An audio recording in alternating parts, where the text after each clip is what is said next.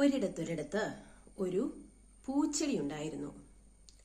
ഈ പൂച്ചെടിയുടെ ചുറ്റുമായി ഒരുപാട് ചിത്രശലഭങ്ങളും കുഞ്ഞു കുഞ്ഞു കിളികളും അതുപോലെ പുഴുക്കളും ഒക്കെ എപ്പോഴും അതിനെ ശല്യപ്പെടുത്താനും ഉണ്ടായിരുന്നു. ഒരു ദിവസം ഈ പൂച്ചെടിയുടെ അടുത്തായി ഒരു കുഞ്ഞു മുൾച്ചെടി ഉണ്ടായി. പതിയെ പതിയെ മുൾച്ചെടി പൂച്ചെടിയുടെ കൂടെ വളർന്നു വരാൻ തുടങ്ങി. ഈ മുൾച്ചെടി വന്നതോടുകൂടി ഈ പൂച്ചെടിക്ക് ഈ ശല്യക്കാരായിരുന്നവരെല്ലാം പതിയെ പതിയെ മാറുന്നതായി മനസ്സിലായി. പൂച്ചെടിക്ക് സന്തോഷമായി. അപ്പോൾ പൂച്ചെടി വിചാരിച്ചു, ഇനിയിപ്പോൾ ആരും എന്നെ ശല്യപ്പെടുത്താനില്ല, ഈ മുൾച്ചെടി എന്നെ നോക്കിക്കോളും. എന്നാൽ ഈ മുൾച്ചെടി വളർന്നു വളർന്ന് ഈ പൂച്ചെടിയെ തന്നെ ചുറ്റാൻ തുടങ്ങി.